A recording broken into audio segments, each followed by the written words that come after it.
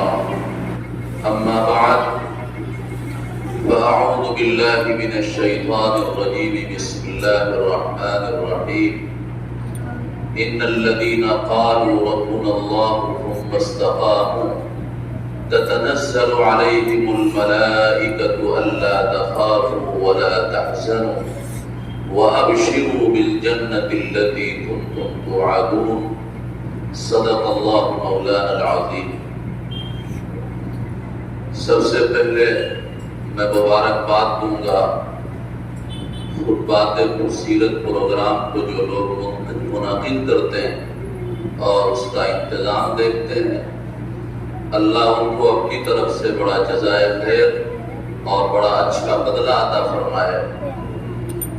یہ کئی سالوں سے یہ سلسلہ کامیابی کے ساتھ آگے بڑھ رہا ہے۔ اس کی ایک کامیابی تو یہ ہے کہ یہاں پر کئی سالوں سے جاری ہے، اور دوسری بڑی اس سلسلے کی کامیابی یہ ہے کہ اسی طرز پر شہر کی مختلف مسجدوں میں اور مختلف محلوں میں پروگرام کا سلسلہ جاری ہے، اور لوگ جناب نبی کریم صلی اللہ علیہ وسلم کی مختلف زندگی کے مختلف پہلوؤں کو ان پروگراموں میں سنتے ہیں اور اس سے فائدہ اٹھاتے ہیں۔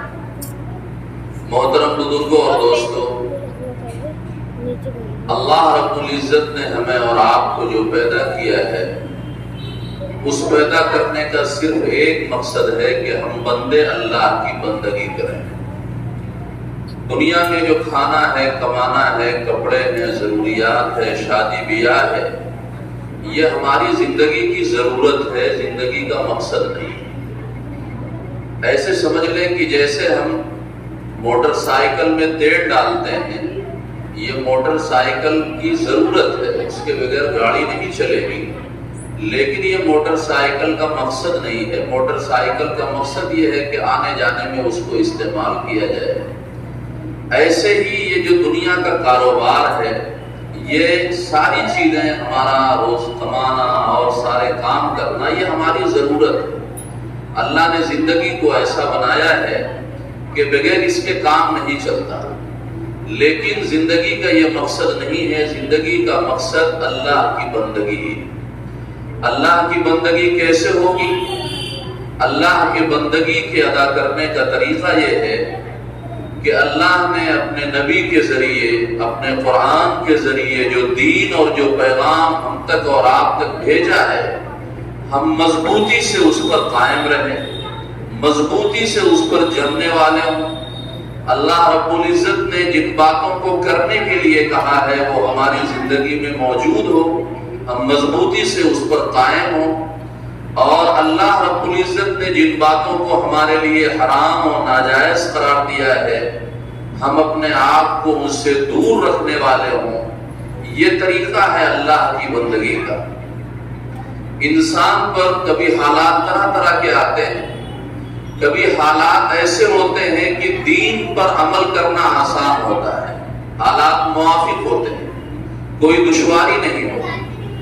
ایسے حال میں بھی دین پر عمل کرنا بہرحال ایک مجاہدہ چاہتا ہے، چونکہ ہر آدمی کے ساتھ نفس اور شیطان لگا ہوا ہے جو نیکی کی طرف لپکتا نہیں، لیکن بعض مرتبہ حالات ایسے پیدا ہوتے ہیں کہ ماحول بالکل دین کے مخالف بن جاتا ہے۔ دین پر چلنے میں، دینداری قائم کرنے میں طرح طرح کی رکاوٹیں اور پریشانیاں آتی ہیں، مخالفتوں کا سامنا کرنا پڑتا ہے، بے عزتی کبھی اٹھانی پڑتی ہے، طرح طرح کے مسائل سے آدمی کو گزرنا پڑتا ہے۔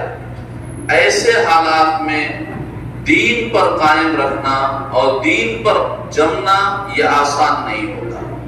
یہ انہی کے لیے آسان ہوتا ہے جن کا اللہ پر بھروسہ بڑا مضبوط ہوتا ہے، جن کا آخرت پر یقین بڑا مضبوط ہوتا ہے، اور جن کو یہ سمجھ میں آتا ہے کہ ہماری کامیابی کا یہی ذریعہ ہے کہ ہم اس دین پر ہر حال میں عمل کریں۔ ہم مسلمانوں کو اس بات کا پابند کیا گیا ہے، حالات چاہے دین کے موافق ہو، دین پر عمل کرنے میں کوئی رکاوٹ نہ ہو تب بھی، اور حالات دین مخالف ہوں، دین پر چلنے میں طرح طرح کی آزمائشیں اور رکاوٹیں آتی ہیں، دونوں حال میں ہمیں دین پر قائم رہنا ہے۔ یہ نغمہ فصل گل و لالا کا نہیں پابند، یہ نغمہ فصل گل و لالا کا نہیں پابند، بہار ہو کہ خزاں لا الہ الا اللہ۔ شاعر کہتا ہے اللہ کا بول، اللہ کی بندگی تو ہمیں ہر حال میں کرنی ہے، موسم بہار ہو چاہے موسم خزاں ہو، حالات اچھے ہوں جب بھی اور حالات ہمارے لیے مشکل ہو گئے ہوں اور پریشانی والے ہو گئے ہوں، تب بھی ہمیں حال میں اللہ کی بڑائی کا بولنا ہے اور اللہ کی بندگی ہمیں کرتے رہنا ہے۔ قرآن کریم میں انبیاء علیہ السلام کی سچی زندگیاں اور سچے حالات کو جمع کر دیا گیا ہے، اور ہم کو اور آپ کو بتایا گیا ہے کہ اللہ کے جتنے بھی پیغمبر گزرے ہیں، اللہ کے جو نیک بندے ہوئے ہیں، نیکی کی راہ پر چلنے میں انہیں بڑی آزمائشوں سے گزرنا پڑا ہے۔ حضرت نوح علیہ السلام سے آزمائشوں کا سلسلہ انبیاء کے لیے شروع ہوتا ہے، اور جناب محمد الرسول اللہ صلی اللہ علیہ وسلم تک یہ سلسلہ جاری رہا ہے اور پوری شدت کے ساتھ جاری رہا ہے۔ قرآن کریم میں یہ واقعات محفوظ کیے گئے ہیں، کیوں؟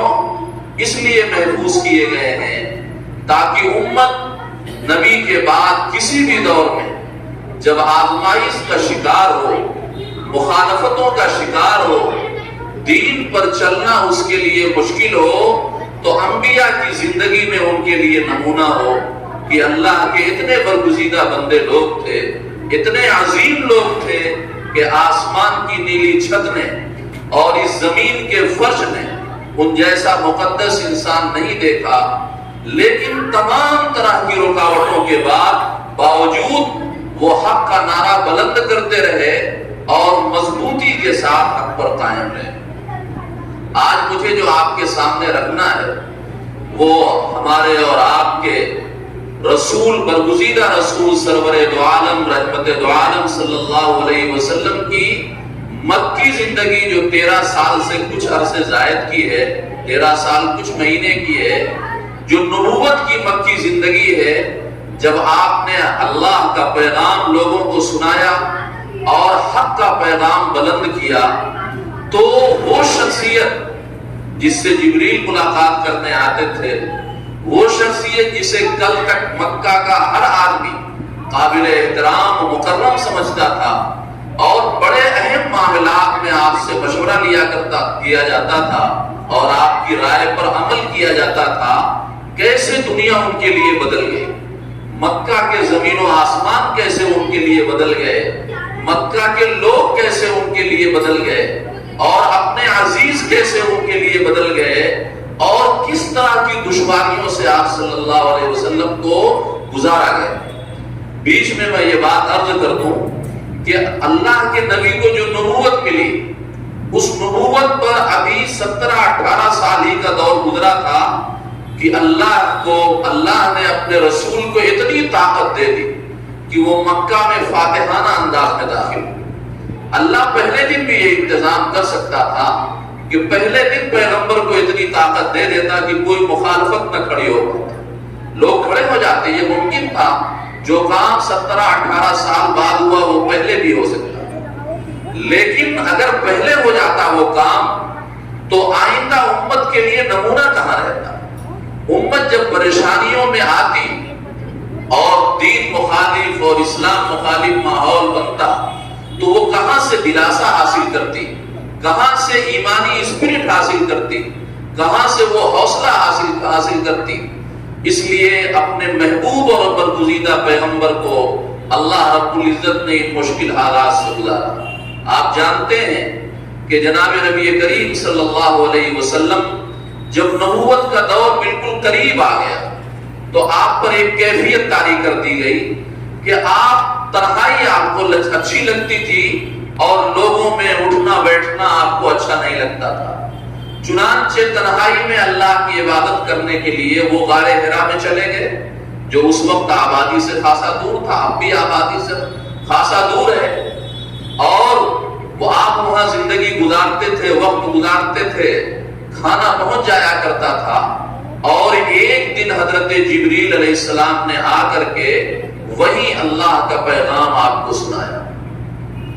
آپ صلی اللہ علیہ وسلم نے اس پیغام کے بعد دین کا کام شروع کر دیا، لیکن ترتیب یہ بنائی کہ آپ کے جو بہت خاص لوگ تھے، بہت معتبر لوگ جو تھے، جن کے بارے میں آپ کو یہ خیال تھا کہ وہ میری بات کو قبول کر لیں گے، وہ اچھے دل کے لوگ ہیں، اچھے مزاج کے لوگ ہیں، آپ نے 3 سال تک نہایت خاموشی کے ساتھ ایسے ہی لوگوں میں دین کی دعوت رکھی، اور یہ سلسلہ ہوتے ہوتے ہوتے ہوتے تقریباً 30، 35 اور 40 افراد 3 سال کے عرصہ میں دین میں داخل ہو گئے۔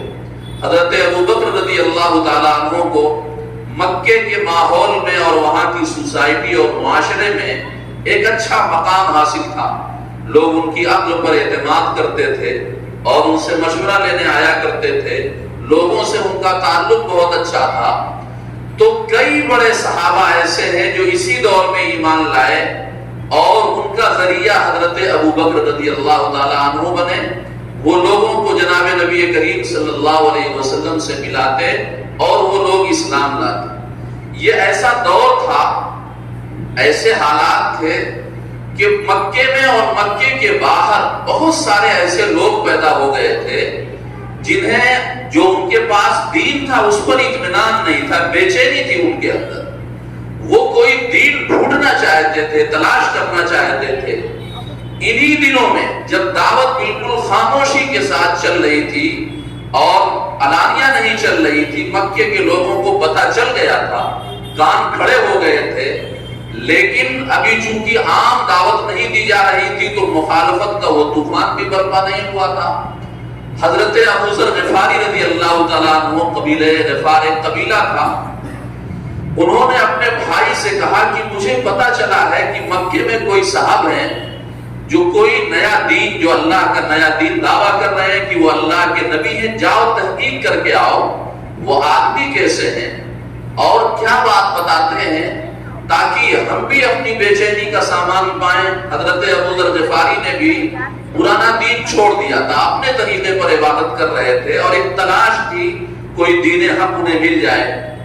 ان کے بھائی آئے جن کا نام انیس تھا، بڑی مشکل سے جناب نبی کریم صلی اللہ علیہ وسلم سے ان کی ملاقات ہوئی، اور آپ کے بارے میں انہوں نے معلومات حاصل کی، اور آپ کی تعلیمات کیا ہیں، پیغام کیا ہیں، وہ انہوں نے حاصل کیا، اور اپنے بھائی کو جا کر کے رپورٹ دی۔ وہ اچھے خاندان کے آدمی ہیں، نام و نسب ان کا بہت اچھا ہے، ان کی زندگی بڑی پاک باد رہی ہے، وہ بڑے نیک نام اپنے معاشرے میں رہے ہیں، اور وہ اس بات کا اچھے اخلاق کا حکم دیتے ہیں، لوگوں کے حقوق ادا کیے جائیں، امانت ادا کی جائے، جھوٹ نہ بولا جائے۔ تو حضرت ابو ذر غفاری رضی اللہ تعالیٰ عنہ نے کہا کہ مجھے اطمینان نہیں ہوا، پوری تحقیق کر کے نہیں آئے۔ اب حضرت ابو ذر غفاری رضی اللہ تعالیٰ عنہ تشریف لائے، پوچھیں کس سے؟ ماحول حضور کے مخالف تھا، حضور صلی اللہ علیہ وسلم کے بارے میں پوچھنا اپنے آپ کو مصیبتوں میں جھونک دینا تھا۔ اب مکے میں صحن کعبہ میں قیام کیے ہوئے تھے، رات کا وقت ہو گیا، حضرت علی رضی اللہ تعالیٰ عنہ گزر رہے تھے، دیکھا کوئی پردیسی مسافر ہے، سوچا کہ اس کا کام نہیں ہوا ہوگا، کہیں سے آیا ہوا ہوگا، تو کھانا کھلانے کے لیے اور ٹھہرانے کے لیے اپنے گھر لے آئے۔ نہ اس پردیسی مسافر نے کوئی بات کہی، نہ حضرت علی نے کوئی بات کہی۔ اگلے دن بھی حضرت علی کو شام کو یہ ملے، پھر اگلے دن بھی ملے، تو حضرت علی پوچھ بیٹھے بھئی آپ کیوں آئے ہیں، آپ کا کام نہیں ہوا؟ تو انہوں نے کہا کہ بھائی پہلے بات بتا، پہلے یہ وعدہ کرو کہ جو بات کہوں گا اس میں میری رہنمائی کرو۔ کہا میں وعدہ کرتا ہوں۔ تو انہوں نے کہا کہ ہم نے یہ سنا ہے آپ کے ہاں کوئی پیغمبر آئے ہیں، اور جو نیا دین لے کر کے آئے ہیں، میں ان سے ملاقات کرنا چاہتا ہوں۔ ماحول بڑا مخالف تھا۔ اب وہ کہنے لگے حضرت علی کی میرے پیچھے پیچھے چلیے، اور میں اگر کہیں کسی ایسے آدمی کو دیکھوں گا جس کے بارے میں مجھے یہ شک ہوگا کہ کہیں آپ کو میرے ساتھ دیکھ کر کے وہ آپ کو تکلیف نہ پہنچائے، تو میں اپنا چپل صحیح کرنے کے بہانے یا اپنا جوتا صحیح کرنے کے بہانے یا پیشاب کرنے کے بہانے بیٹھ جاؤں گا اور آپ گزر جائیے گا، پھر ہماری ملاقات ہوگی۔ وہ تشریف لائے جناب نبی کریم صلی اللہ علیہ وسلم کے پاس، اور دیکھتے ہی آپ پر ایمان لائے، وہ ایمان قبول کیا اور کہا اللہ کے رسول میں تو اب جو ہے حق کو چھپا نہیں سکتا، یہ میرے بس کے باہر بات ہے۔ اللہ کے رسول نے کہا ابھی ماحول نہیں ہے، آپ اپنے قبیلے چلے جاؤ، وہاں دعوت کا کام کرو، جب ماحول صحیح ہوگا تو ہم تمہیں بلا لیں گے۔ لیکن کہا میں تو اعلان کر کے رہوں گا، مجھ سے چھپایا نہیں جاتا، اور صحن کعبہ میں انہوں نے جا کر کے اعلان کر دیا، لوگوں میں گواہی دیتا ہوں کہ اللہ ایک ہے، اس کے علاوہ کوئی عبادت کے لائق نہیں۔ یہ آواز لگانی تھی، وہی سب کے بیٹھک کی جگہ تھی، لوگ ان کے اوپر پیٹ پڑے اور اس قدر پیٹا کہ ان کی ناک چپٹی کر دی اور لگا کہ مر جائیں گے۔ حضرت عباس رضی اللہ تعالیٰ عنہ نے کہا بھائی جانتے ہو کس کو مار رہے ہو؟ تمہارے قافلے، تجارت کے قافلے شام جاتے ہیں، راستے میں یہ آدمی پڑتا ہے، اگر کبھی تمہارے قافلوں کو روکنا شروع کر دیا ان کے لوگوں نے تو مشکل میں پڑ جاؤ۔ تب جا کر کے ان کی جان بچی، لیکن حق کے اظہار کا جذبہ بہت زبردست تھا ان کے اندر۔ اگلے دن پھر آ کر کے اعلان کر، پھر اسی طرح ضیافت کی گئی، بری طرح مارے پیٹے گئے۔ پھر حضرت عباس رضی اللہ تعالیٰ عنہ نے ان کو چھڑایا، پھر اگلے دن انہوں نے آ کر کے اعلان کیا، پھر وہی شروع کیا گیا۔ پھر جناب نبی کریم صلی اللہ علیہ وسلم کے مشورے سے چلے، اپنے یہاں رہے۔ پھر جناب نبی کریم صلی اللہ علیہ وسلم جب ہجرت کر کے گئے تو مدینہ طیبہ پھر تشریف لائے۔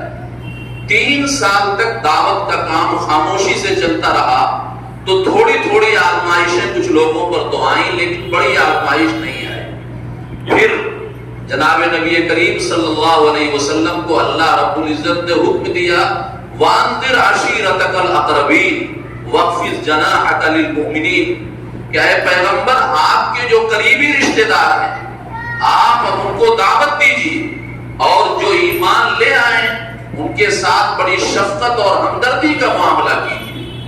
اب جناب نبی کریم صلی اللہ علیہ وسلم نے یہ انتظام کیا کہ ایک دعوت کی کھانا بنوایا، اور خاندان کے جو لوگ تھے ان کو مدعو کیا، اپنے چچاؤں کو مدعو کیا، اپنی پھوپھی کو مدعو کیا، حضرت علی موجود تھے اور لوگ موجود تھے، اور اللہ کے رسول صلی اللہ علیہ وسلم نے اپنا پیغام پیش کیا اور کہا اللہ ایک ہے، وہی بندگی کے لائق ہے، تم لوگ اس کلمے کو مان لو، اس بات کے قائل ہو جاؤ، اللہ اس کی برکت سے تمہیں دنیا میں بہت اونچا مقام دے گا اور آخرت میں بھی اونچا مقام دے گا، عرب پر بھی اور عرب کے باہر بھی تمہارا ہی سکہ چلے گا۔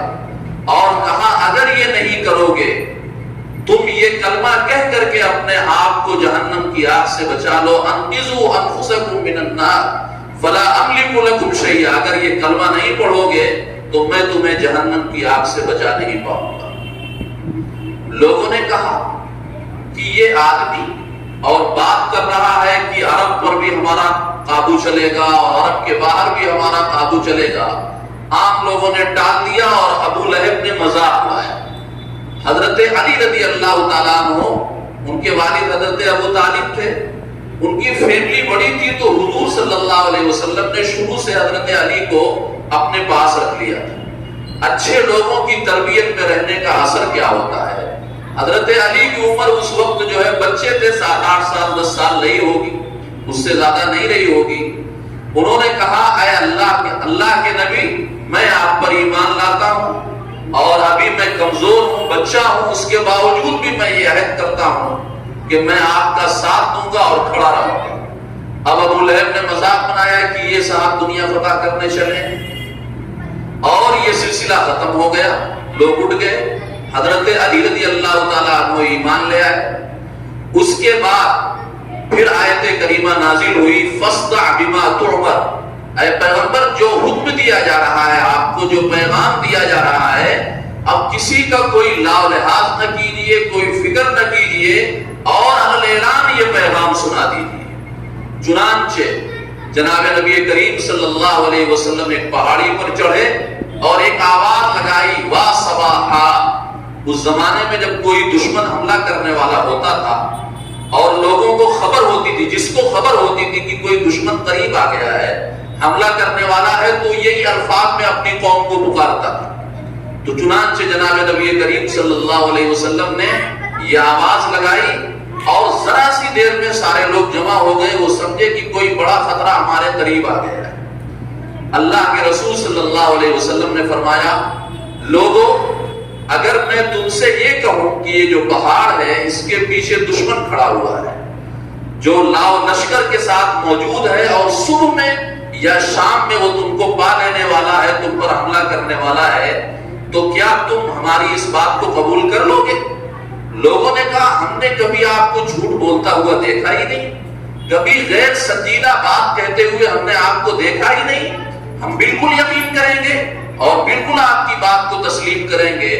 تو اللہ کے رسول صلی اللہ علیہ وسلم نے فرمایا لوگوں اب جان لو انا النذیر العریان، میں کھلا ڈرانے والا، ایک عذاب کے قریب، ایک عذاب تمہارے قریب پہنچ چکا ہے، اس عذاب کے درمیان اور تمہارے درمیان فاصلہ بس تمہاری موت کا ہے، موت آ جائے گی، جہنم کے عذاب میں چلے جاؤ گے۔ اگر تم میری سچائی پر بھروسہ کرتے ہو، اگر تم میری سچائی کے اوپر اعتماد کرتے ہو، تو میں آگاہ کرتا ہوں کہ اس عذاب سے بچاؤ اور ایک اللہ کو مانو اور اس کی بندگی بجا لاؤ۔ ابھی ابتدا کا معاملہ تھا اور لوگ تو خاموش رہے، لیکن گھر میں جو چچا تھے ابو لہب، وہ بول پڑے تبن لک سائر الیوم لہذا جمعتنا، سارا دن تمہارے اوپر لعنت ٹوٹتی رہے، تم تباہ برباد ہوتے رہو، اسی کام کے لیے آپ نے ہم کو جمع کیا تھا۔ اللہ کو یہ جملہ بہت ناگوار گزرا کہ سر عام پیغمبر صلی اللہ علیہ وسلم کو لعن طعن اس نے کیا۔ قرآن کریم میں ایک آیت اتار دی گئی، ایک سورت اتار دی گئی، تبت یدا ابی لہب وتب، ابو لہب اس کے دونوں ہاتھ ٹوٹ جائیں اور وہ ہلاک و برباد ہو جائے، اس کا مال نہ اس کے کام آنے والا ہے، نہ کمائی کام آنے والی ہے، اسے جہنم کی آگ تیار ہے، اس میں داخل ہونا ہے۔ جب یہ آیت اللہ کے رسول نے پڑھ کر کے لوگوں کو سنائی تو ابو لہب اس کا پورا گھرانہ بالکل حضور کے خلاف بھر پڑا، اور حضور صلی اللہ علیہ وسلم نے اپنی دو صاحبزادیاں حضرت ام کلثوم، حضرت رقیہ کی نسبت، ان کا رشتہ ابو لہب کے دو لڑکے عتبہ اور عتیبہ سے طے کر رکھا تھا۔ تو پہلا انتقام تو یہ لیا گیا کہ رشتہ توڑ دیا گیا، اور عتیبہ نے آ کر کے رسول اللہ کا گریبان پھاڑا، آپ کے چہرے پر تھوک دیا۔ اللہ کے رسول کو ناگوار گزرا اور فرمایا اللہم سلط علیہ کلبا من کلابک، اے اللہ اس پر کوئی کتا مسلط کر دے جو اس کو نوچ کے پھینکے۔ چنانچہ کچھ دنوں کے بعد وہ سفر میں گیا اور سفر ہی میں تھا، کہیں پڑاؤ کیا اور کتوں نے آ کر کے اسے نوچ لیا، اور جو ابو لہب کی بیوی تھی وہ بھی بڑے غصے میں آئی کہ اس کے گھر کا انہوں نے مذاق بنایا، اور بڑے برے ارادے سے آئی، برا بھلا کہتے ہوئے۔ جناب نبی کریم صلی اللہ علیہ وسلم کعبہ کے صحن میں تھے، حضرت ابو بکر رضی اللہ تعالیٰ عنہ نے جب اس کو دیکھا تو گھبرا کے کہا اللہ کے رسول یہ برے ارادے سے آئی ہے اور آپ کو بری طرح بے عزت کرنے کا ارادہ رکھتی ہے۔ کہا ایک فرشتے نے مجھے چھپا رکھا ہے، پہنچ نہیں پائے۔ چنانچہ اس نے آ کر کے حضرت ابو بکر سے پوچھا تمہارا ساتھی کہاں؟ تو حضرت ابو بکر نے کہا ڈھونڈ لو، نہیں ملی، اور وہ بڑبڑاتی ہوئی چلی گئی۔ اس کے بعد صحابہ کے اوپر اور جناب نبی کریم صلی اللہ علیہ وسلم پر جو مخالفتوں کا، جو تشدد کا، جو عذاب کا طوفان ٹوٹا ہے وہ ناقابل بیان ہے۔ وہ کس جی اور گردے کے لوگ تھے، کس ایمان کے لوگ تھے جو اس طرح کی پریشانیوں کو گوارا کرتے۔ حضرت بلال رضی اللہ تعالیٰ عنہ ایک شخص کے غلام تھے، حبشہ کے رہنے والے تھے۔ غلاموں کی اس سماج میں کوئی بھی، آج نوکر کی کیا حیثیت ہوتی ہے مالک کے ساتھ، نوکر تو بہرحال آزاد ہے، غلاموں کی اس زمانے میں کوئی حیثیت نہیں تھی۔ لیکن جناب نبی کریم صلی اللہ علیہ وسلم نے جب اللہ کا پیغام سنایا تو اسلام لے آئے۔ ان کے مالک کو جب پتا چلا امیہ کو، ان کے مالک کو پتا چلا تو پوری طرح ان کو ان کے گلے میں ادھر سے الٹا کر کے پھندا ڈال دیا اور لوٹوں کو کر دیا کہ ان کو گھسیٹتے رہو، کھینچتے رہو، ان کی پٹائی کرتے رہو۔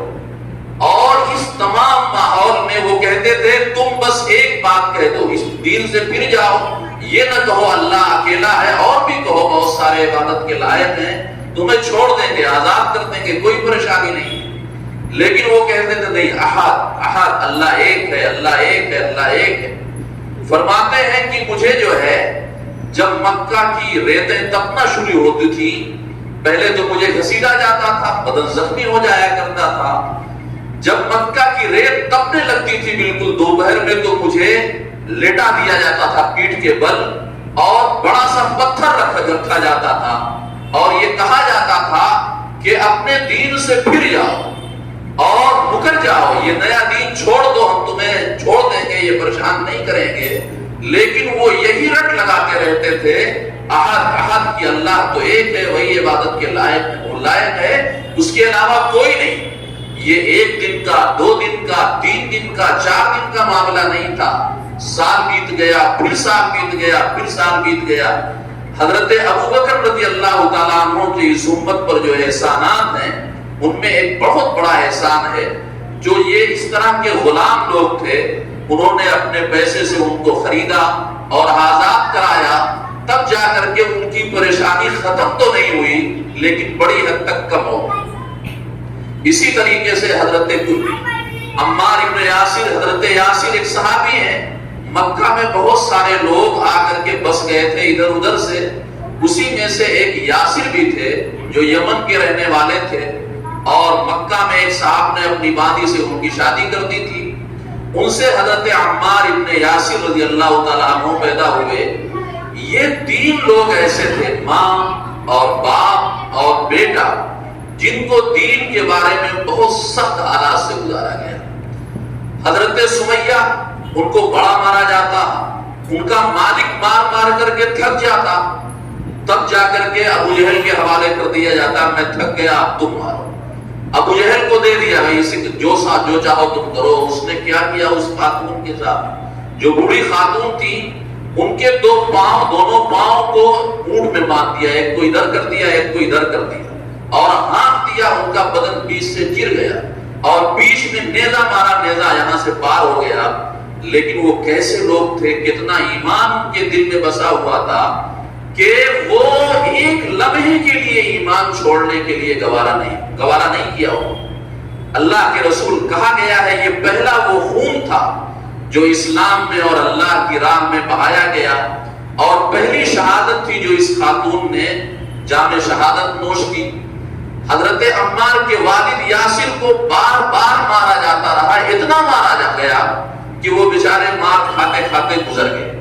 ایک مرتبہ لوگوں نے عمار کو بھی گھیر لیا رضی اللہ عنہ، اور دیکھا کہ ان کے تیور بڑے بگڑے ہوئے ہیں، والدہ کو مارا جا چکا تھا، ابا بھی مار کھاتے کھاتے چلے گئے تھے، انہیں بالکل یہ یقین ہو گیا کہ یہ لوگ بس مجھے بھی مار ڈالیں گے۔ تو انہوں نے کہا کہ یا تو ہم تمہارے ساتھ وہی معاملہ کریں گے جو تمہارے ماں باپ کے ساتھ کیا، ورنہ تم یہ کہو کہ تنہا اکیلا معبود اللہ نہیں ہے، جیسے ہم بہت سارے معبود مانتے ہیں تم بھی مانو۔ انہوں نے دیکھا کہ یہ مجھے مار ڈالیں گے، دل میں ان کے ایمان مضبوط رہا، اور انہوں نے اپنے آپ کو بچانے کے لیے ان کی والی کہہ دی، لیکن پریشان ہو گئے۔ جناب نبی کریم صلی اللہ علیہ وسلم کے پاس بھاگے بھاگے آئے، کہا اللہ کے رسول بہت بڑی غلطی ہو گئی، حالات کچھ اس طرح کے بن گئے تھے کہ لگا کہ یہ لوگ مجھے مار ڈالیں گے، تو میں نے ان کی بات کہہ ڈالی، اور میرے دل میں ایمان ہے اور میں اسی پر قائم ہوں۔ اللہ کے رسول صلی اللہ علیہ وسلم نے کہا کہ دیکھو اگر تمہیں دوبارہ بھی وہ مجبور کرے تو تم جان بچانے کے لیے یہی طریقہ اختیار کر لینا، تمہارے دل کے اندر ایمان رہنا چاہیے۔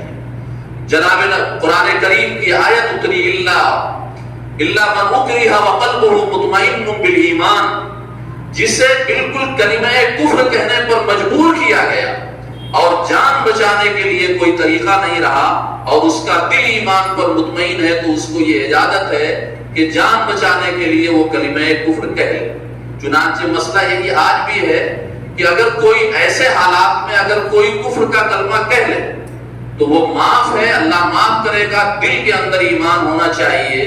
لیکن اگر کوئی وہی طریقہ اپنائے جو حضرت عمار کی والدہ نے اپنایا تھا، جو ان کے والد نے اپنایا تھا، جو حضرت بلال رضی اللہ تعالیٰ عنہ اپناتے رہے تھے، تو یہ اعلیٰ ترین درجہ ہے. اللہ کے ہاں ایسے لوگوں کو اونچا مقام دیا جائے گا.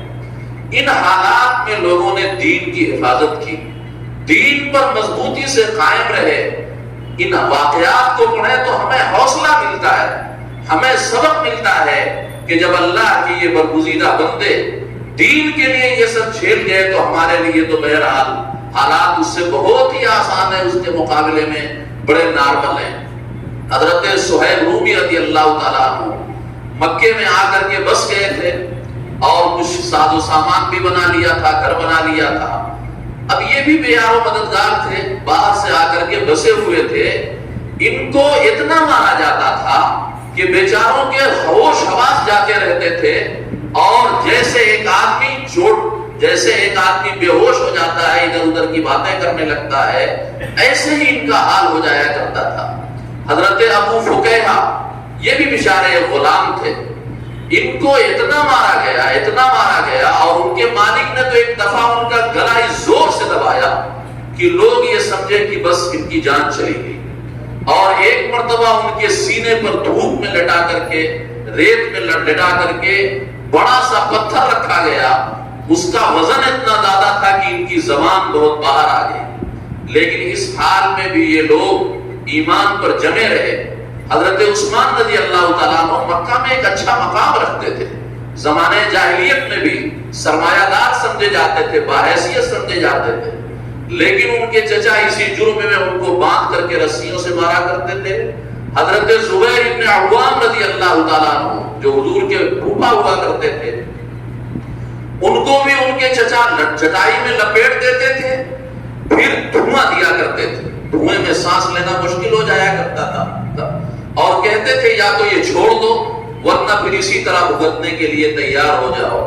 حضرت خباب رضی اللہ تعالیٰ عنہ سے ایک مرتبہ حضرت عمر نے پوچھا مکے کی زندگی میں خباب کیا گزری.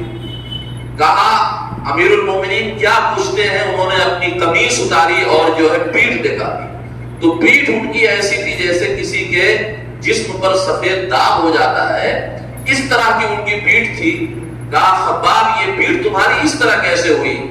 کہا ہوتا یہ تھا کہ مجھے ایک تو گھسیٹا جاتا تھا گلیوں میں کوچوں میں، وہاں جو ہے پتھریلی زمین ہے، اور دوسرے ہوا یہ کہ ایک مرتبہ کوئلے دہکا کر کے بچھا دیے گئے اور مجھے پٹک کر کے اسی پر لٹا دیا گیا، اور اوپر سے اتنا بڑا پتھر رکھ دیا گیا کہ میں پہلو نہ بدل سکوں، کروٹ نہ بدل سکوں، اور وہ کوئلے میرے پسینے سے، میری چربی سے، میرے خون سے ٹھنڈے ہوئے، اور اس کا نتیجہ یہ ہوا کہ میری کھال جل گئی اور ابھی اپنے اصل لگ پر آئی نہیں.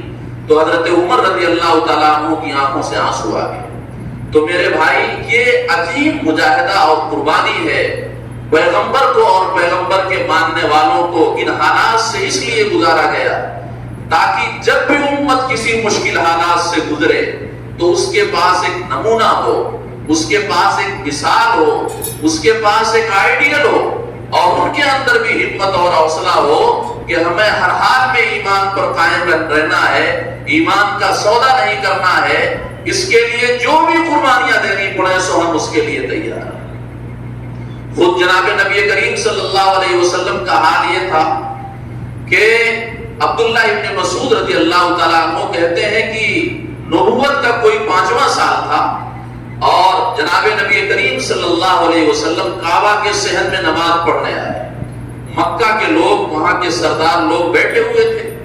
جب آپ سجدے میں گئے تو ایک صاحب نے کہا کہ اگر کہیں اونٹ ذبح ہوا ہو آج اور اس کی اوجڑیاں ہوں تو بڑا اچھا موقع ہے ساری ان کے اوپر ڈال دی جائے جب یہ سجدے میں جائیں. چنانچہ ایک صاحب کھڑے ہو گئے اور اوج کی اونٹ کے ذبح کیے ہوئے اونٹ کی اوج لے آئے بہت ساری کھینچ کھانچ کر کے، اور اللہ کے رسول جب سجدے میں گئے تو وہ اوج آپ کے گردن پر ڈال دی گئی. اب اتنا زیادہ آپ کو قوت تھی، لیکن آپ کسی کی گردن اس طرح دبا دیں تو ظاہر سی بات ہے اس کے لیے اٹھنا مشکل ہو جائے گا، آپ جو ہے پریشان ہوں گے۔ عبداللہ ابن مسعود رضی اللہ تعالیٰ عنہ کہتے ہیں میں کھڑا دیکھ رہا، لیکن حالات اور ماحول اتنے سخت ہو گئے تھے، وہ سمجھے کہ میں مدد نہیں کر پاؤں گا، لوگ مجھے مار پیٹ ڈالیں گے اور مدد وہ اتنے بااثر آدمی مکے میں نہیں تھے۔ کہا میں نے دیکھا کہ حضرت فاطمہ کو اطلاع دی گئی اور وہ اپنے گھر سے تشریف لائیں، اور جو لوگ بیٹھے ہوئے تھے ان کو جو ہے غصے کا ان کے اوپر اظہار کیا، اور وہ جو ہے اوچھ کھینچ کر کے ہٹائی تو جناب نبی کریم صلی اللہ علیہ وسلم اٹھے، اور حضرت فاطمہ رضی اللہ تعالیٰ عنہ رو رہی تھی۔ آپ نے ان کو تسلی دی اور کہا یہی حالات ہمیشہ نہیں رہیں گے، اللہ اپنے دین کو غلبہ دے گا۔ پھر اللہ کے رسول کو جلال آیا، اور 7 لوگ جو وہاں پر بیٹھے ہوئے تھے ان کے بارے میں فرمایا اللہ ان کو پکڑ لے، ان کو پکڑ لے، ان کو پکڑ لے، ان کو پکڑ لے۔ عبداللہ ابن مسعود 7 لوگوں کے بارے میں نام لے کر کے کہا۔ عبداللہ ابن مسعود رضی اللہ تعالیٰ عنہ ارشاد فرماتے ہیں کہ میں نے غزوہ بدر میں دیکھا وہ 7 پڑے ہوئے مجھے ملے اور قتل ہو چکے، تو اللہ کی رسول کی وہ دعا غزوہ بدر کے اندر قبول کی گئی۔ ایک مرتبہ آپ دین کا پیغام سنا رہے تھے، لوگ ان کے اوپر پل پڑے، حضرت ابوبکر رضی اللہ تعالیٰ عنہ آئے اور دیکھا صورتحال بڑی خطرناک ہے، تو انہوں نے کہا اتقتلون رجلا ان یقول ربی اللہ، کیا بات ہے لوگوں، کیا ستم ہے کہ ایک آدمی کو محض اس بنیاد پر تم نہیں رہنے دینا چاہتے، ایک آدمی کو محض اس بنیاد پر تم نہیں بخشنا چاہتے کہ وہ یہ بات کہہ رہا ہے کہ اس کا رب اللہ ہے، تم اس بنیاد پر مارو گے۔ اتنا کہنا تھا، مجمع ادھر سے ادھر آ گیا، اور اس قدر ان کو مارا گیا کہ جب گھر اٹھا کر کے لائے گئے تو یہ خیال کیا گیا شاید یہ بچے نہیں، ناک ان کی اس طرح کچل گئی تھی کہ خون میں وہ پتہ نہیں چل رہی تھی۔ جب گھر میں لائے گئے تو ان کے گھر کے لوگوں نے کہا جس نے زیادہ مارا تھا کہ یہ تو بچیں گے نہیں، وہ فلاں صاحب جنہوں نے مارا ہے وہ تیار ہو جائیں، ہم ان سے بدلہ لیں۔ پھر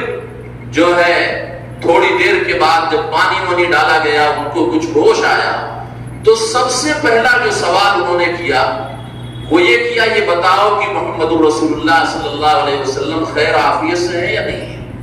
لوگوں نے کہا کہ خیر عافیت سے ہیں۔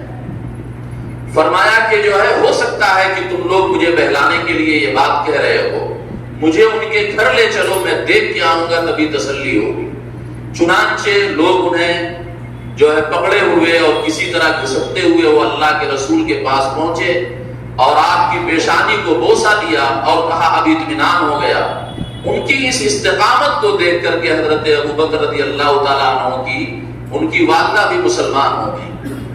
حالات زیادہ سخت ہو گئے، اللہ کے رسول نے کہا کہ بھئی یہاں پر اب آزادی کے ساتھ دین پر عمل کرنا مشکل ہے، دین پر عمل کرنا ممکن نہیں ہے، ایسا کریں کہ کچھ لوگ حبشہ چلے جائیں، وہاں کا بادشاہ بڑا اچھا ہے، اچھے مزاج کا ہے، انصاف پسند ہے، وہاں آزادی کے ساتھ لوگ دین پر عمل کر سکیں گے۔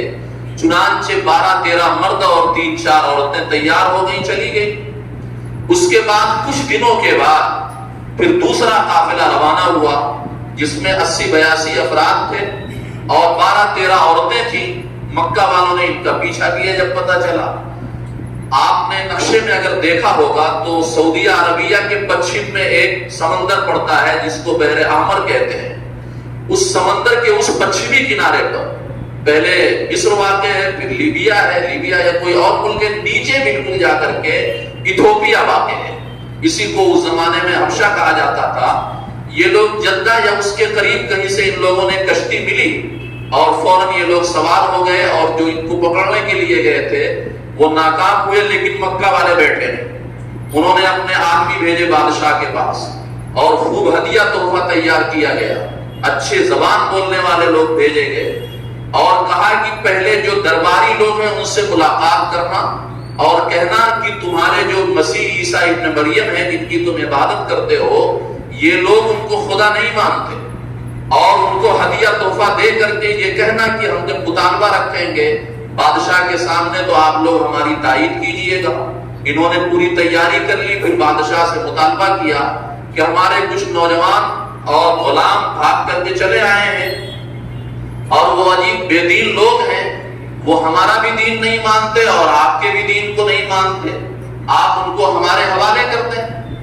اب مسلمانوں کے لیے جو لوگ وہاں موجود تھے ان میں ایک صاحب کہتے ہیں کہ ہماری زندگی میں اتنا بڑا امتحان کبھی آیا ہی نہیں, چونکہ وہ لوگ حضرت عیسیٰ علیہ السلام کی عبادت کیا کرتے تھے اور مسلمان عیسیٰ علیہ السلام کو اللہ کا بندہ اور اللہ کا پیغمبر مانتے تھے. اب اگر ہم صحیح بات کہیں تو ہمیں اس بات کا اندیشہ تھا کہ کہیں ہمیں دوبارہ ان کے حوالے نہ کر دیا جائے اور دوبارہ وہی پریشانیاں شروع ہو جائیں. اور اگر ہم صحیح بات نہیں کہتے ہیں تو ہم نے صحیح بات کہنے کا, سچ بات بولنے کا عہد لیا ہوا ہے. بڑی پریشانی میں ان کا وقت گزرا. اگلے دن جانا تھا, یہ ہوا کہ کون بادشاہ کے دربار میں بات کرے گا. تو حضرت علی کے بھائی تھے حضرت ابو جعفر, تو ان کو نمائندہ بتایا گیا, حضرت جعفر کو نمائندہ بنایا گیا. انہوں نے بادشاہ کے سامنے وہ کھڑے ہوئے اور بادشاہ نے کہا یہ لوگ آپ کے بارے میں کچھ باتیں کہتے ہیں. تو انہوں نے کہا کیا کہتے ہیں. انہوں نے اپنی باتیں رکھی. تو حضرت جعفر رضی اللہ تعالیٰ عنہ نے یہ فرمایا کہ آپ ان سے پوچھے کیا ہم ان کے غلام ہیں. ان میں غلام کوئی نہیں تھا, وہ جھوٹ نہیں بول سکے. کہا پوچھئے کیا ہم کسی کا مال لوٹ کر کے آئے کہ یہ لوگ ہمیں یہاں ڈھونڈنے چلے آئے, کیا ہم کسی کا خون بہا کر کے آئے ہیں کہ ہمیں سزا دلوانے کے لیے لوگ لے آئے. انہوں نے جواب جو ہے نفی میں دیا. اب بادشاہ نے کہا کہ تم نیا دین کیا لے کر کے آئے ہو, ذرا ہمیں سناؤ. تو حضرت جعفر کی یہ تقریر تاریخ کی بڑی عظیم ترین تقریر ہے, جس کا خلاصہ یہ ہے, بہت مشکل ماحول میں یہ تقریر کی انہوں نے. اس کا خلاصہ یہ ہے کہ اے بادشاہ, ہم جاہلیت اور جہالت میں ڈوبے ہوئے لوگ تھے, بتوں کی پوجا کیا کرتے تھے اور مردار کھایا کرتے تھے, ہر طرح کی بے حیائی ہمارے اندر تھی, یتیموں کا مال کھایا کرتے تھے, پڑوسیوں کے ساتھ بدسلوکی کیا کرتے تھے, رشتہ داروں کے ساتھ ہمارا معاملہ اچھا نہیں تھا. اسی بیچ ہمارے درمیان ایک شخص آیا, اس نے کہا مجھے اللہ نے نبی بنا کر کے بھیجا ہے, ہم اس کے نام کو جانتے ہیں, اس کے خاندان کو جانتے ہیں, اس کی پاکیزہ زندگی کو جانتے ہیں, اس کی سچائی اور امانت کو جانتے ہیں, تو ہم اس پر ایمان لے آئے. اس نے ہمیں اس بات کا حکم کیا کہ تنہا اللہ کی عبادت کرنی ہے, ہمیشہ سچ بولنا ہے, وعدہ کسی سے کیا جائے تو وعدہ پورا کرنا ہے, امانت اگر کسی کے پاس رکھی ہوئی ہے تو وہ امانت ادا کرنی ہے, پڑوسیوں کے ساتھ اچھے سلوک کرنے ہیں, رشتہ داروں کے ساتھ رشتہ جوڑنا ہے, اور کسی کا خون بہانے سے, حرام کام کا ارتکاب کرنے سے بچنا ہے, بے حیائی سے بچنا ہے, اور اسلام کا ایک بہترین تعارف انہوں نے پیش کیا. تو جعفر بادشاہ نے کہا کہ جو تمہارا پیغمبر لایا ہے جو کلام, وہ کلام بھی تمہیں کچھ یاد ہے. کہا ہاں وہ کلام بھی یاد ہے. تو حضرت جعفر رضی اللہ تعالیٰ عنہ نے سورہ مریم کی, جس میں حضرت عیسیٰ کا تذکرہ ہے اور بڑے شاندار الفاظ ہیں, اور ان کی والدہ کی برگزیدگی کا, ان کی عظمت کا, ان کی پاکیزگی کا تذکرہ ہے, وہ سورت پڑھی. بادشاہ کے اوپر جو ہے بڑا اثر ہوا. درباری بھی اچھے ہی لوگ تھے, ان کو بھر دیا گیا تھا. روتے ہوئے سب کی داڑیاں تر ہو گئیں. کہا ایسے اچھے لوگوں کو ہم نہیں بھیج سکتے, آپ لوگ واپس جائیں. اور کہا اس کلام میں عیسیٰ کو جو کہا گیا ہے, ان کی والدہ کو ذرہ برابر عیسیٰ اور ان کی والدہ اس سے آگے کی چیز نہیں تھے. اور عیسیٰ پر جو کلام اترا تھا علیہ السلام, اور اس شخص پر, اس نبوت کا دعویٰ کرنے والے پر جو کلام اترا ہے, فرمایا کہ وہ ایسا ہے جیسے ایک چراغ ہی سے دو روشنی آ رہی. یہ لوگ لوٹ آئے, مسلمانوں کا یہ امتحان پورا ہوا. تو مکے میں جو لوگ تھے, مکے والوں پر بہت زیادہ آفت آ گئی, اور یہ طے پایا کہ سب کا بائیکاٹ کر دیا جائے, جناب نبی کریم صلی اللہ علیہ وسلم کا اور ان کے خاندان کے لوگوں کا, اور جتنے لوگ ساتھ دے رہے ہیں سب کا بائیکاٹ کر دیا جائے. چنانچہ سب کا بائیکاٹ کیا گیا. نہ ان سے کوئی شادی کر سکتا تھا, نہ ان سے کچھ خرید بیچ سکتا تھا, نہ ان سے بات کر سکتا تھا, اور بالکل سوشل بائیکاٹ ہو گیا. حضرت ابو طالب سب کو لے کر کے ایک الگ جگہ پر چلے گئے. 3 سال اس طرح گزرے کہ کسی سے ان کی کوئی بات نہیں ہوتی تھی، راشن پانی ختم ہو گیا۔ حضرت سعد بن ابی وقاص رضی اللہ تعالیٰ عنہ فرماتے ہیں ایک دن ان کے سامنے اچھا کھانا لایا گیا تو وہ ایک دم رونے لگے۔ لوگوں نے کہا بھئی کیا بات ہے، آپ کیوں رو پڑے؟ مدینہ کا وقت تھا، حضور صلی اللہ علیہ وسلم کے وصال فرما جانے کے بعد۔ کہا ہم پر ایک وقت ایسا بھی گزرا ہے کہ ہمارے بچے جب ہم شیب ابی طالب میں تھے بھوک سے بلبلاتے تھے تو ہمارے پاس کچھ دینے کو نہیں ہوتا تھا، اور ان کے رونے کو سن کر کے مکہ کے لوگ خوش ہوتے تھے، اور پتے کھاتے کھاتے ہمارے یہ جبڑے اندر سے چھل گئے۔ اور ایک دفعہ تو ایسا ہوا کہ ایک سوکھا چمڑا مل گیا۔ بھوک نے جب پریشان کیا، کوئی چیز اور تھی نہیں، اسی چمڑے کو دھل کر کے اور اس کو جلا کر کے کسی طرح پھاک کر کے بھوک کو مٹایا گیا۔ بڑا سخت ماحول اور بڑا سخت حالات گزرے ہیں جو شیب ابی طالب کے اندر گزرے ہیں، لیکن کوئی ایک ایمان والا ٹس سے مس نہیں ہوا، ثابت قدم رہا۔ وقت پورا ہو رہا ہے اور پیغمبر صلی اللہ علیہ وسلم کی زندگی اور آپ کے صحابہ کی زندگی کی چند مثالیں پیش کی ہیں میں نے۔ ایک اور واقعہ ذکر کر دیتا ہوں۔ مکے میں جب آپ شیب ابی طالب سے نکالے گئے، اسی سال حضرت ابو طالب کا اور آپ کی اہلیہ محترمہ حضرت خدیجہ ام المؤمنین رضی اللہ تعالیٰ عنہ کا انتقال ہو گیا۔ یہ دونوں بڑے باحسب تھے، تو حضور کو لوگ ستاتے تو تھے لیکن جان کا خوف نہیں پیدا ہوتا تھا کہ کوئی آپ کو قتل بھی کر دے گا۔ ان دونوں کے بعد یہ خوف بھی پیدا ہو گیا، تو آپ نے سوچا اب دعوت کے لیے کوئی نیا مرکز تلاش کرنا چاہیے، کوئی نئی جگہ تلاش کرنا چاہیے۔ اس امید پر جو ہے وہ طائف تشریف لے گئے، اور طائف کے لوگ یہ سمجھا، ان کے بارے میں توقع کی تھی کہ شاید یہ لوگ بات کو سنیں گے۔ 3 سرداروں سے ملے اور تینوں نے بڑے روکھے پن کے ساتھ بات کیا، اور آخری جس سے ملاقات ہوئی اس نے تو برا بھلا بھی کہا اور لوڑوں کو پیچھے لگا دیا۔ حضور نے کہا بھئی سرداروں نے بات نہیں مانی تو چلو لوگوں کو سنا دیتے ہیں۔ جیسے ہی لوگوں کو سنانا شروع کیا تو انہوں نے پتھروں سے مارنا شروع کیا، اور مارتے مارتے گالی دیتے رہے، آبادی سے باہر نکالا۔ حضرت زید رضی اللہ تعالیٰ عنہ حضور کے خادم ساتھ تھے، کہتے حضور جو ہے چوٹ کی وجہ سے بیٹھ جاتے تھے، تو یہ لوگ بغل میں ہاتھ ڈال کر کے آپ صلی اللہ علیہ وسلم کو اٹھاتے تھے اور پھر چلاتے تھے، پھر مارنا شروع کیا کرتے تھے۔ کہا آپ تشریف لائیں، پار ہو گئے۔ ایک غلام وہیں باغ تھا، وہاں سے کچھ کھجور لے کر کے آیا، انگور لے کر کے آیا۔ آپ صلی اللہ علیہ وسلم نے دیکھا غلام عربی اچھی نہیں بول رہا ہے، تو کہنے لگے کہ بھائی تم کہاں کے ہو؟ کہا میں عراق کا نینوا کا رہنے والا ہوں۔ اس زمانے میں عراق نام نہیں تھا۔ کہا نینوا تو ہمارے بھائی یونس علیہ السلام تشریف لائے۔ کہا آپ یونس کو جانتے ہیں؟ کہا بھائی میں نبی ہوں، وہ بھی ہمارے بھائی ہیں، نبی تھے وہ کہا کہ یہ بات نبی کے علاوہ کوئی نہیں بتا سکتا، اور وہ اسلام لے آیا۔ اسی موقع پر جو ہے حضرت جبریل علیہ السلام تشریف لائے اور کہا اللہ کے رسول آپ اگر یہ کہیں آپ کی خواہش ہو تو یہ 2 پہاڑیوں کے درمیان یہ لوگ آباد ہیں، دونوں کو ہم جو ہے دبا دیں، ملا دیں، اور یہ لوگ اسی میں چٹنی ہو جائیں گے کس طرح۔ اللہ کے رسول صلی اللہ علیہ وسلم نے کہا کہ یہ لوگ ابھی مجھے سمجھتے نہیں، ابھی مجھے جانتے نہیں، ابھی میرے پیغام کو سمجھتے نہیں۔ میں لوگوں کے لیے رحمت بنا کر کے بھیجا گیا ہوں، لوگوں کو پریشانیوں میں ڈالنے کے لیے نہیں بھیجا گیا ہوں۔ مجھے ان کی نسلوں سے امید ہے کہ ان کی نسلوں میں ایسے لوگ پیدا ہوں گے جن کے ذریعے دین آگے بڑھے گا۔ چنانچہ بعد میں یہ لوگ اسلام لائے، اور اسی قبیلے کا آدمی تھا جس کے ذریعے ہمارے ہندوستان میں محمد بن قاسم جن کے ذریعے اسلام پہنچا۔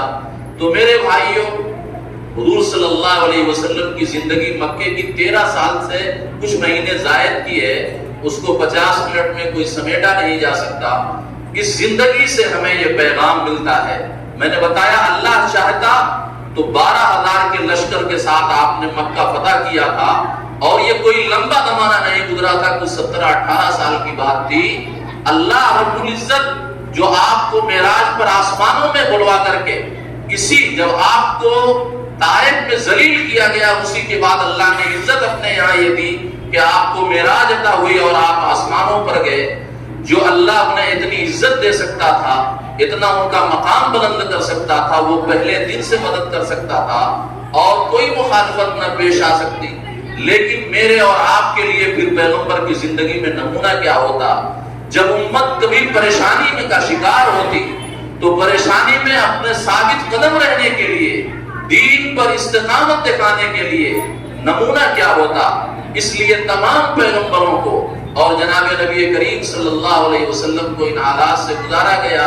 آپ نے فرمایا اوذیت فی اللہ ما لم یؤذ احد، مجھے اللہ کے راستے میں اس طرح سے ستایا گیا اور اتنی تکلیفیں پہنچائی گئی کہ کسی کو اتنی تکلیف نہیں دی گئی۔ رحمت و درود ہو آپ صلی اللہ علیہ وسلم پر، جنہوں نے امت کے لیے یہ قربانیاں پیش کی، یہ مصائب انہوں نے گوارا کیے۔ اللہ ان کے رتبے کو اپنی شان بلند کرے، ان کا رتبہ بلند ہے۔ ہم دعا کر کے اپنا رتبہ بلند کر سکتے ہیں، دعا کرنے والوں میں شامل ہو کر کے۔ اس میں پیغام ہمارے اور آپ کے لیے یہ ہے کہ حالات جیسے بھی مخالف ہوں، مزاج ہوا زمانے کا رخ کتنا ہی مخالف ہو جائے، لیکن ہمیں اپنے ایمان پر ثابت قدم رہنا چاہیے۔ کسی کے ذریعے اللہ کی مدد ہمارے شامل حال ہوگی اور اسی کے ذریعے ہم دنیا اور آخرت دونوں کی منزلوں کو انشاءاللہ کامیابی کے ساتھ طے کریں گے۔ اللہ رب العزت ہم سب کو کہنے سننے سے زیادہ عمل کی توفیق عطا فرمائے اور ایمان پر استقامت و ثابت قدمی عطا فرمائے۔ وآخر دعوانا الحمدللہ رب العالمین۔